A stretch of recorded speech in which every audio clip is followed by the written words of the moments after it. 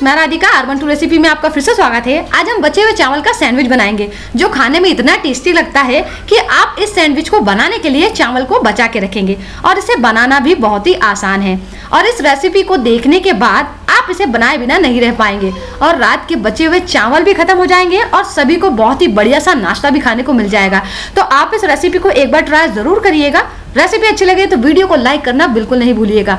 यदि मेरे चैनल को अभी तक सब्सक्राइब नहीं किया है तो फटाफट से मेरे चैनल को सब्सक्राइब कर ले, ताकि जब भी कोई नई वीडियो डालूं उसका नोटिफिकेशन आपको मिलता रहे और आप मजेदार सी नई नई रेसिपी को एंजॉय करते रहें। तो चलिए इस रेसिपी को हम बनाना शुरू करते हैं।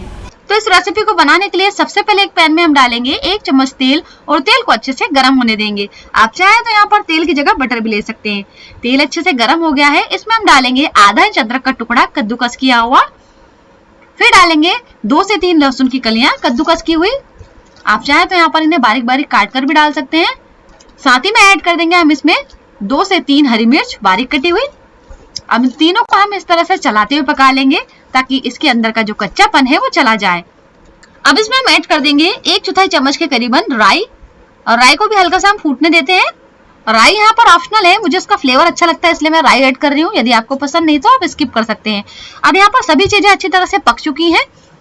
अब मैंने यहाँ पर लिए हैं रात के बचे हुए चावल। यदि इसे कप से नापेंगे तो 1 कप चावल है। साथ ही में ऐड कर देंगे 1/4 चम्मच नमक, या नमक आप आपके टेस्ट के अकॉर्डिंग ऐड कर सकते हैं। फिर इसमें हम ऐड करेंगे 1/4 चम्मच काली मिर्च पाउडर। यदि आपके पास काली मिर्च पाउडर नहीं है तो आप फ्रेश काली मिर्च को दरदरा कूट कर भी उसको यूज कर सकते हैं। और फिर इसमें हम ऐड करेंगे 1/4 चम्मच लाल मिर्च पाउडर। आप यहाँ पर लाल मिर्च पाउडर की जगह कुटी हुई लाल मिर्च भी डाल सकते हैं। अब सभी चीजों को हम अच्छे से मिक्स कर देंगे और इसे तड़के में हम थोड़ी देर के लिए पका लेंगे। आप चाहें तो इस रेसिपी को बनाने के लिए खाली चावल को बिना तड़के पे भी आप यहाँ पर यूज कर सकते हैं, लेकिन जब हम इस तरह से अदरक लहसुन के तड़के में पका लेते हैं तो इसका टेस्ट थोड़ा सा और इनहेंस हो जाता है। ये खाने में बहुत ज्यादा टेस्टी लगते हैं।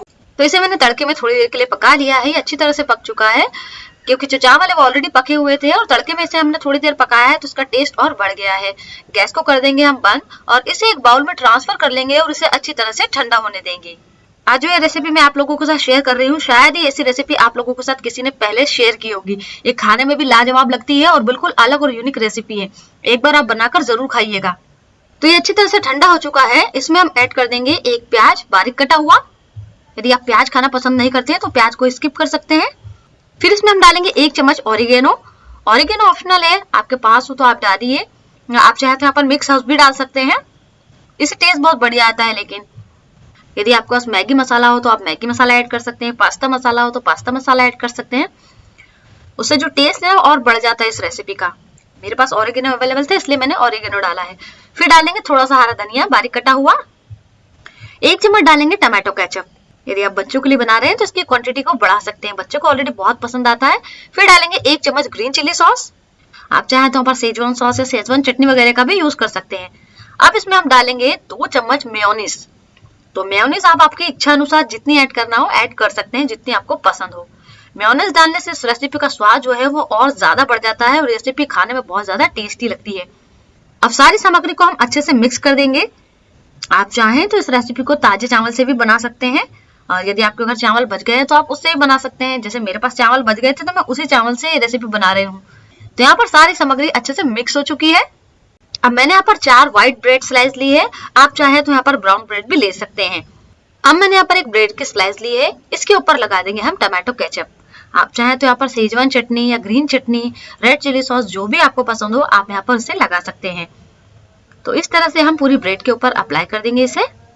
अब जो हमने यहाँ पर ये चावल की स्टफिंग बनाकर रखी है उसे हम इसके ऊपर रखेंगे। अच्छी तरह से स्टफिंग को आप लगाइएगा ब्रेड के ऊपर। आपने नॉर्मली आलू के सैंडविच वगैरह तो बनाकर खाए होंगे, एक बार इस रेसिपी को बनाकर खाइएगा, बहुत ही गजब की लगती है ये सैंडविच। तो मैंने यहाँ पर सारी ब्रेड के ऊपर इस तरह से ये स्टफिंग को अप्लाई कर दिया है। अब हम दूसरी ब्रेड की स्लाइस लेंगे, इसके ऊपर भी हम टमाटो केचप लगा लेते हैं। घर वाले भी सुबह सुबह नाश्ते में एक जैसा नाश्ता खा खा कर बोर हो जाते हैं तो कुछ नया खाने को मांगते हैं।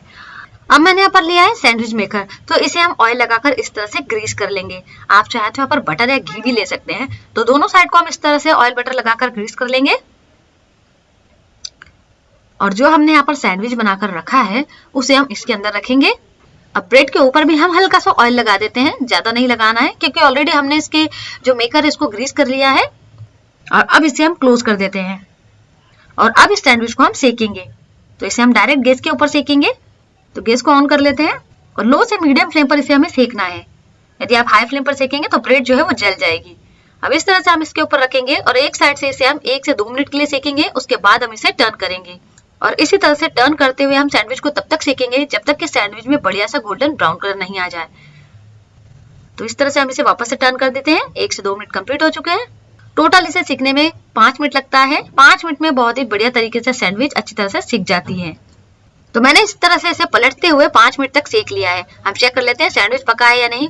वाह, कितनी बढ़िया तरीके से इसमें गोल्डन ब्राउन कलर आ चुका है। तो ये बढ़िया तरीके से पक चुका है।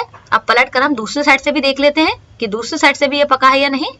वाह, तो ये दूसरी साइड से भी अच्छी तरह से सिक चुका है। अब इसे उठाकर हम प्लेट में रख लेंगे और इसी तरह से हम सारे सैंडविच बना लेंगे। यदि आपका सैंडविच मेकर नहीं है तो आप तवे पर भी इसे सेक सकते हैं। चलिए इस सैंडविच को मैं आपको कट करके बता देती हूँ। ये देखिए कितना क्रिस्पी और कुरकुरा है। गरम गरम आप इस सैंडविच को खाएं, बहुत ही मजा आएगा। यदि सैंडविच ठंडा हो जाएगा तो ठंडा होने पर थोड़ा सा नरम पड़ जाता है, इसका जो क्रिस्पीनेस है वो कम हो जाता है। इसलिए आप इसे गरम गरम बनाकर खाएं। जो भी नाश्ता करने बैठा हो बस आप इस तरह से उसे बना कर दीजिए, वो खाते ही चले जाएगा और आपके बचे हुए चावल कब खत्म हो जाएंगे आपको पता भी नहीं चलेंगे। ये लुक वाइज भी बहुत ही यम्मी लगता है दिखने में। रेसिपी अच्छी लगे तो वीडियो को लाइक करना बिल्कुल नहीं भूले। फिर मिलेंगे एक नई रेसिपी के साथ। Thank you friends, you are watching my video.